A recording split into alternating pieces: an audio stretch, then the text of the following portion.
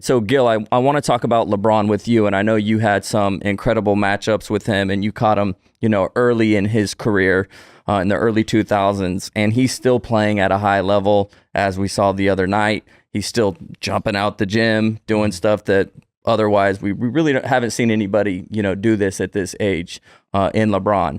And I just want to know, what you see as the major differences of LeBron's game when you were playing against him and now what you get to watch against guys like P. He was one of those players, smart, right? Very smart.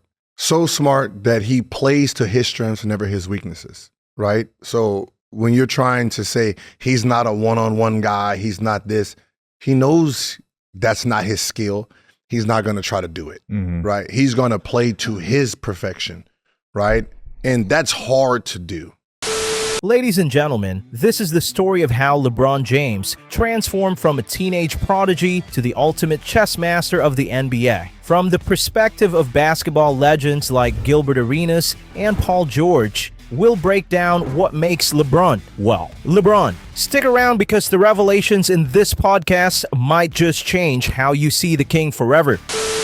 You have to consciously be thinking about, I'm not going to be suckered into, I'm not like Ben Simmons. I'm not going to be suckered in to just shoot jump shots just to prove a point, right? And, that's what LeBron mastered at. I'm just going to stick with what I'm great at, and I'm going to perfect it. I'm going to get smarter, wiser. And, if y'all think he's fast now, what you think he... I tell people that all the time. What you think what was coming down the lane then? Right. That's if you really think about it. Right. Really, what was when he coming gets down up right now and he's like, okay, this is 38-30. What you think 21-22 was looking like, man? Hilarious. Worse. Yeah, you saw the worst of it more than I did. But I tell, even the rooks, they be looking in awe, damn, you see that? I'll be like, did I see that? Man, that was nothing the way he used to do. Man, he laid that up. Young LeBron was more than just a player. He was a force. Gilbert paints a vivid picture of a young shooting guard who bulldozed through defenses and had opponents scrambling for answers. At just 21, his speed and power were unmatched. But here's the catch. As dominant as he was, LeBron wasn't playing to prove he could do it all. He was already smart enough to stick to his strengths. Arenas admits that defending LeBron wasn't just about skill, it was about surviving his relentless attack. Imagine being tasked to stop a runaway freight train on foot. He was. We playing against the young, non-experienced. He came in as a shooting guard, right? So he came in as a shooting guard. I torched shit out of him at shooting guard. Then he grew. Yeah. Right. I remember we in the playoff, and that first year Antoine got him, right? And then we came into the playoffs and. He's, posting up and he's taller than Antoine. And I had to whisper, hey, coach, I think did he grow? Does this motherfucker grow? And I was like, I don't think so. And I was like, man, he bigger than them dudes now, man. And then it was like, put Jared on him. So we had to put Jared Jeffries on him, Jared 6'11". So we tried everything. It was just one of those, and you can just see it yeah, if we're going to get him, we got to get him now because the smarter he gets, the stronger he gets. And we ain't going to get past him in the playoffs, man. It was just, you can see the writing was on the wall. We was better than them, right? He just outsmarted us.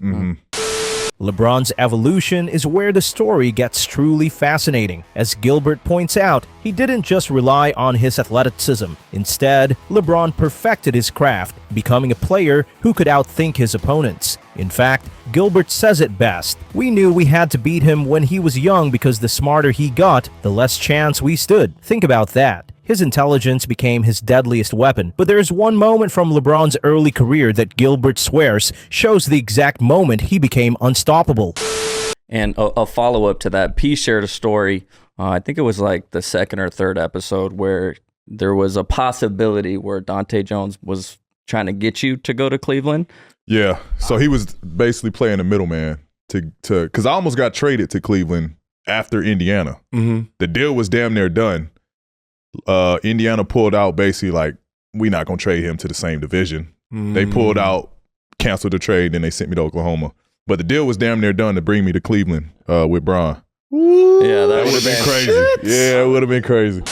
The transition from young to old LeBron wasn't just about age, it was about mastery. Gilbert recounts a playoff series where LeBron seemed to grow overnight, taller, smarter, and more dominant. By then, he wasn't just outplaying teams physically, he was outthinking them. Paul George's story about almost joining LeBron in Cleveland highlights what could have been another chapter in LeBron's legacy. Just imagine, the king with George by his side, rewriting history. LeBron James isn't just an athlete, he's a testament to evolution, resilience, and strategy. Whether you love him or hate him, there's no denying his impact on the game. Now, I want to hear from you. Do you think young LeBron's raw power was more intimidating, or does old LeBron's strategic genius reign supreme? Drop your thoughts in the comments below. And don't forget to like, subscribe, and hit that notification bell for more deep dives into the legends of basketball.